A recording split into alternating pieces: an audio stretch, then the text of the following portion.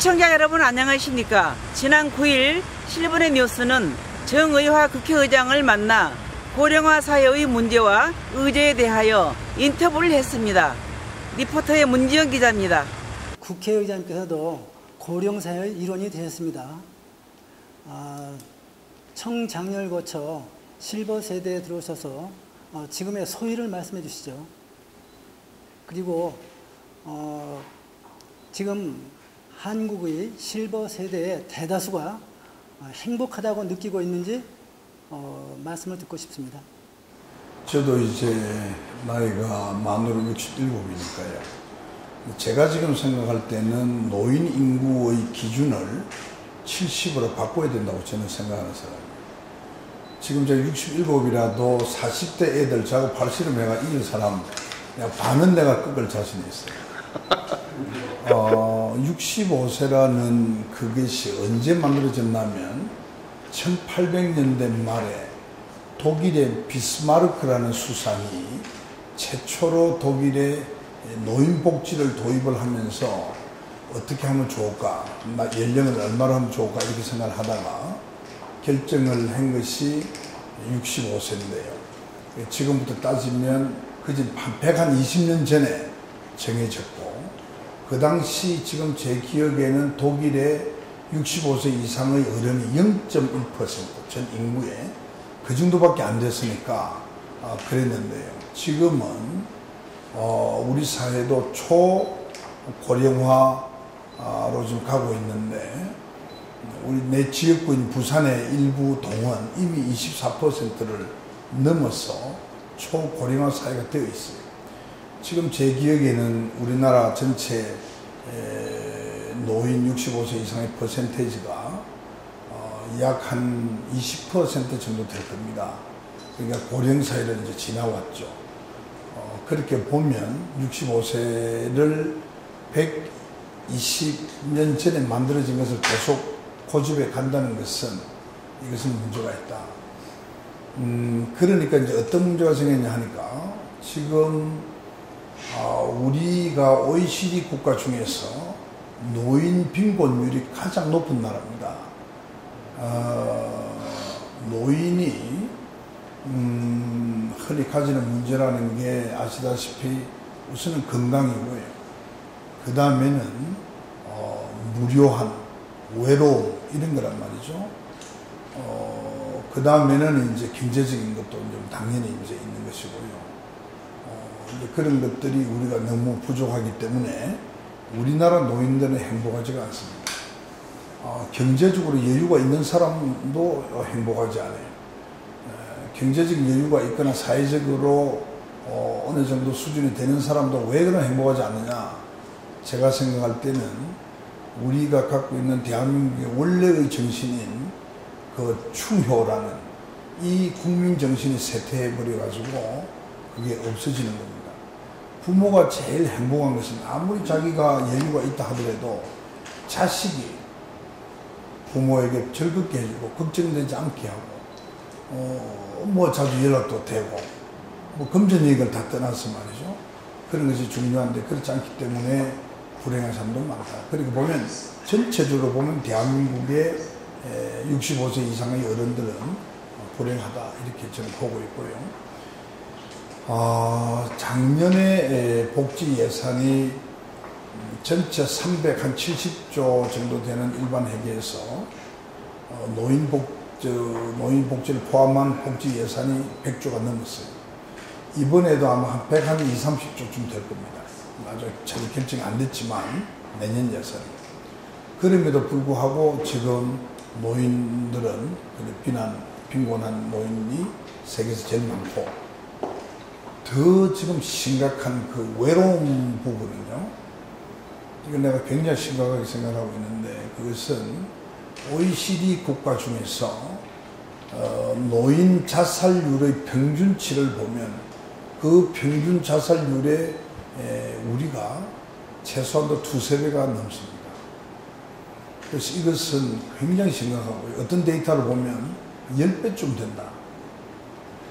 그러니까 노인들이 이제 외롭고 또 빈곤, 돈이 없고 또 보면 뭐 다른 여러 가지 이제 건강 문제나 이런 게 가지고 자살 처방합니다.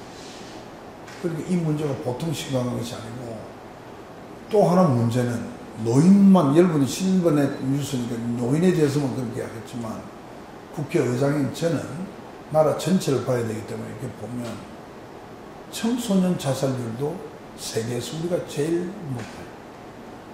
그러니까 어느 정도냐 10만 명에 약 29명이 매년 자살해요. 10만 명당. 이것도 세계에서 가장 그동안에 높다는 게 20명이었는데 10만 명당 그게 한가리였어. 한가리.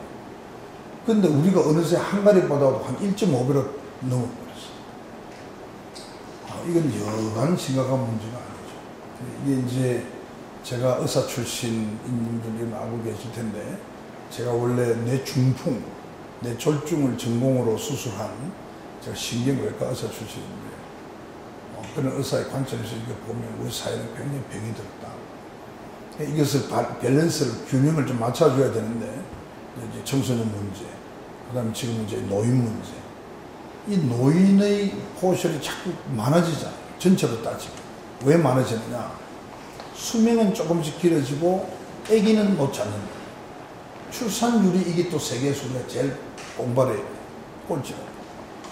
그러니까 나중에 지금 제가 볼 때는 2040년 그러니까 앞으로 한 25년 정도 지나면 젊은 사람 2사람이 벌어서 노인 하나를 부양해야 되는 그러한 시대가 오니까 이게 불가능해집니다. 젊은 사람들이 자기 살기도 어려운데 그것을 낸 세금 둘이한테 받는 세금 가지고 노인 한 사람 케어를 해주기 어렵죠. 그렇기 때문에 결론은 행복 안 한 것도 물론이지만 이 지금 불행한 상황을 행복한 상황으로 바꾸는 노력을 모두가 다 함께 해야 된다. 정부가 해라, 국회가 해라, 아이고 나는 모르겠다. 그래서는 안 됩니다. 그래서 이번에 대한노인 그 회에 이심 회장님이 노인 인구를 70 이상으로 하자. 뭐 그것도 일리가 있습니다만 그것도 이제 하루아침에 되는 것은 아니고 단기적으로 해야 되겠지만 그렇게 해서 70 이상의 노인들에게 더 많은 혜택이 갈 수 있도록 지금 65세에서 70 사이에 가는 혜택을 줄이고 연로하신 분들이 더 많이 가도록 하는 것도 연결해봐야 되지 않나 이런 생각도 하고요. 제 소회를 말씀하라고 그랬는데 제 소회는 참 인생은 짧구나. 매일 뭐 아이고 저는 아직 젊은데 하다 보니까 어느새 내가 70조에 들어가는 거 보니까 인생이 참 짧다 이런 생각이 듭니다. 한국어 노령화는 일본보다 더 빠르다고 합니다. 65세 이상 인구가 이미 전체의 11%를 넘어섰고 이른바 베이비 부머 세대 700만 명이 향후 5년간 은퇴를 하면 노령화 문제로 우리 사회는 발등에 불이 될 것입니다. 국회의장님께서는 우리의 정치권, 즉 입법부와 행정부가 노령사에 대비해 무엇을 어떻게 시급히 준비해야 된다고 보시는지 조언해 주시기 바랍니다. 노인청 같은 것을 하나 만들어서 현재 노인들에게 쓰여지고 있는 복지의 예산이 정말 효율적으로 더 잘 쓰여질 수 있게끔 되겠느냐. 그러니까 같은 돈이라도 더 효과적으로 쓸 수 있는 것이 있겠느냐. 또 중복해서 정책을 펼치면서 돈이 누수되는 것은 없느냐. 이런 것도 한번 연구는 해봐야 될 때가 됐다. 이런 생각을 지금 하고 있거든요. 그 다음에는 이제 우리 노인들의 그 외로움을 들어줘야 되는데 그것을 위해서 노인들로 하여금 이제 밖으로 나오도록 해줘야 된다. 그냥 공원에 나와서 우두커니 앉아있는 것이 아니라 무언가 자기가 가지고 있는 재능이나 뭐 재능은 별로 없어도 육체적으로 건강하다면 하는 사회 봉사 사업도 하고 봉사 이런 거죠. 자원봉사를 이야기하는 건데 미술관이나 복지관이나 뭐 박물관이나 일주일에 월, 수, 금 뭐 점심 먹고 한 2시간씩 간다든지 근데 뭔가 그런 규칙적인 무엇을 하면은 그것이 돈은 안 생겨도 그 노인들에게 굉장히 막 성취감을 줄 수가 있고 그 단체에서 어떤 행사나 이런 게 있을 때에 그분들에게 가르쳐도 드리고 예를 들면 뭐 부산 같으면 서울에 국립중앙박물관에 행사가 있다. 그럼 거의 보내도 드리고 그런 것은 돈으로는 못 드리도 그런 걸 지출해줄 수 있죠. 아무튼 뭔가 다양한 그런 것을 통해서 외로운 노인의 수를 줄여요. 그 다음에 우리 국민들로 하여금 다시 국민 정신을 부활해. 언젠가는 다 늙게 돼 있고 언젠가는 부모가 다 되는데 자식이 하루에 한 번 부모에게 전화하는 것도 해야 돼. 만나면 안아줘도 안아줘야 돼. 근데 그러한 이 효정신을 좀 고취하는 이런 거. 또 우리 사회 경로사상도 자꾸 이제 나빠지고 있는데 그런 것을 이제 바로잡는 것도 굉장히 중요하다. 건강은 지금 사실 이제 저도 병원을 운영을 했습니다만 이 의료복지는 상당히 잘 돼 있는 편입니다. 제가 미국에서 의사할 때에 봤던 수가에 지금 한 5% 내지 10%밖에 안 돼요. 그만큼 적은 돈을 이제 병원들이 받아서 병원이 지금 전부 다 적자에 지금 빠져들어서 거의 심각한 지경이 돼 있을 정도로 어른들에 대한 그런 사회 의료복지 시스템이 잘 돼 있다 이렇게 보고 이거는 너무나 많은 것들이 관계되기 때문에 어떤 단칼에 해결할 수 있는 방법은 없다. 결론적으로 우리 노인들은 노인들대로, 정부는 정부대로, 또 거기에 필요한 입법은 국회가 입법으로 그렇게 해서 우리 노인들의 그런 어떤 행복감을 높일 수 있도록 노력해야 된다. 그렇게 생각을 하는 거죠. 이 노령 사회가 지금 급속도로, 속도가 중요한데요. 노령 사회가 지금 굉장히 급속도로 진행되고 있어요. 속도가 굉장히 빠릅니다. 일본보다 훨씬 빠릅니다. 그렇기 때문에 이 속도를 줄이려고 그러면 방법이 뭐냐? 우리가 아이들을 많이 놓도록 합니다. 지금 여성들이 30 될 때까지 결혼 안 하는 사람 대부분이고요. 늦게 결혼하니까 임신율도 떨어지고요. 늦을수록 임신이 더 안 되는 거죠. 그리고 애 키우기 힘드니까 이제 하나 정도 놓고도 안 키우고. 그러니까 이 노인의 포션이 비율적으로 많아지고 있어요. 그러니까 노령화가 급속도로 가는 거죠. 그러니까 이것은 어떻게 보면 현재 어른들 중에서 소위 지도자급에 있었던 사람들, 장로님 같은 분, 책임도 있더라고요. 우리 사회에 젊은 사람들이 가정을 이루어서 행복한 그런 가정을 많이 봤으면 저는 우리 애들 결혼할 텐데 이건 잘 살아보자 하면서 뭐 이런 새벽에 나가서 밥 먹고 오고 또 막을 한잔 먹고 들어와가지고 또 아버지가 어머니 때리는 거 보고 이런 거 보고 큰 애들이 결혼하려고 하느냐. 뭐 가정이 무슨 뭐 행복한 뭐 거기지 않는 뭐 지옥까지 보이는 경우도 많아질 거라고요. 여러 가지 이제 이유가 있겠지만 그것도 바로 좀 잡아볼까요? 고령 인구에 대한 복지는 크게 두 갈래가 있다고 생각이 됩니다. 그 하나는 빵과 약이 필요한 절대적인 후생 복지를 대상으로 하는 것도 있지만 다른 하나는 나름대로 생활력과 경쟁력을 갖추고 있어서 빵과 약보다는 일과 사회적 참여를 원하는 새로운 고령 세대도 존재한다고 볼 수 있습니다. 앞으로 700만 베이비부머를 포함한 신고령에 대한 새로운 복지가 더 커질 것으로 보여집니다. 이들의 생산성과 경험을 하루아침에 단절시키기보다는 지속적으로 발휘할 수 있도록 하는 신개념의 복지 방안에 대해서 의장님 어떤 방안을 가지고 계시는지 여쭤보고 싶습니다. 지금 이제 노인 인구가 그렇게 늘어나서 고령 사회가 되는데 아무래도 새로운 많은 개념들을 도입을 해야죠. 그거는 뭐 방법은 뭐 여러 가지가 있겠지만 아까 제가 예를 드는 물건도 있을 것이고 어르신들이 가지고 있는 재능이나 그런 역량을 사회를 위해서 쓸 수 있을 만큼 써야 되는데, 그래서 급여를 많이 주는 어떤 번듯한 직장을 하기에는 문제가 있는 거죠. 그래서 이제 이번에 정부에서 정년을 60으로 이렇게 몇 년씩 늘리고 있는데요. 이제 그런 거는 가능하지만 뭐 65세, 70세, 80세 된 분들에게 직장을 준다는 건 불가능하죠. 또 그걸 또 드리면 결국은 우리 그 자식 세대 애들이 취직할 자리가 자꾸 없어진다. 그래서 이게 굉장히 서로 맞물려서 이제 복잡한데, 그러니까 노인의 경우에는 거기에 걸맞는 어떤 일들을 많이 만들어내어서 큰 힘 안 들고, 또 과거에 이제 그런 어떤 인생의 경륜이나 경험을 가지고 더 잘할 수 있는 일들을 발굴을 해서 본인들도 이제 애 다 키우고 본인 혼자 쓰는 이제 돈이면 되니까 액수는 좀 적게 하더라도 그런 일자리를 많이 만들어야 되는데, 지금 내가 지역구에서 보면 고작 한다는 게 뭐 구청 단위에서 뭐를 하면 20만 원 주고 뭐 이런 거 보면 되게 그냥 일용 노동적 비슷한 이런 좀 뭐라 그럴까요?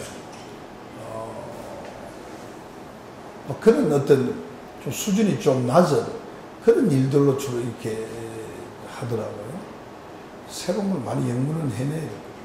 그런 걸 하기 위해서 어떤 그 의장님으로서 그 모임을 또 생각하고 계시는지, 또 무슨 어떤 그 노인들이 일을 하잖아요. 일을 하고 나서 거기 얻어지는 그 성취가, 또 자기가 저 사회에서 소외됐다 하는 그런 존재감 같은 거 갖다가 이렇게 저 네트워크에서 저 존재감을 얻어지는데, 그런 거를 연구할 수 있는 연구 모임 같은 거, 또 국회 차원에서 지금 말씀하시는 대로 여러 가지 일들 중에서 그런 그 모임을 가질 수 있는 모임 같은 거. 지금 아마 그런 노인 복지를 어떻게 하면 해결할 수 있을까? 이제 아까 말한 그런 여가 문제, 건강 문제, 그런 외로움 문제 이런 것 등등에 대한 연구는 곳곳에서 뭐 전문가들이 많이 하고 있죠. 지금 제가 볼 때 답은 거의 다 나와 있어요. 글쎄 말씀하신 중에는 많은 거의 다 답은 나와 있는데, 아까 말씀대로 우리 유 국장 말씀대로 좀 더 노인이 많이 다양하게 참여할 수 있는 어떠한 그런 것들을 좀 더 많이 만들어놔야 되는데, 그것을 정부에서 만들어 줄 것이라고 생각하면 착각이다 이 말씀. 저 말씀은 지역에 있는 어르신들끼리 모여서 우리가 좀 이런 거 한번 해보자. 오늘 예를 들어서 우리가 지금 부산 동구의 어느 한 동네에 같이 사는 어른들이 이렇게 모였다 그러면, 우리가 수정 일동에 있는 노인들을 위해서 우리가 뭘 좀 할 수 있을까? 자네는 그래도 아들이 그래도 한 달에 용돈 그래도 2, 30만 안 주나? 그렇지도 않은 사람도 있고, 지금 방구석에 앉아가지고 잘 움직이지도 못하는 사람도 있고, 별의별 사람들이 이 노인들이 있는데, 우리가 이걸 위해서 좀 어떻게 하면 좋을까? 제가 봐서는 우선 그 지역에 어른들이 스스로 그런 것을 연구해내야 된다.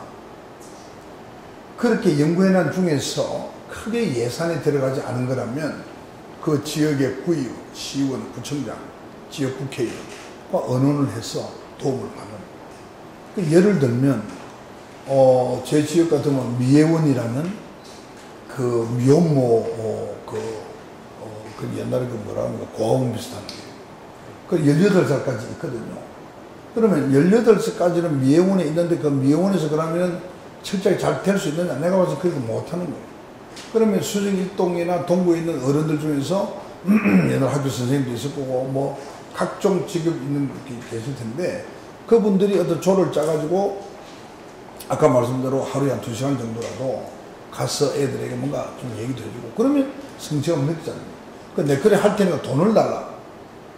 그건 그쪽에서 줄 돈은 없죠.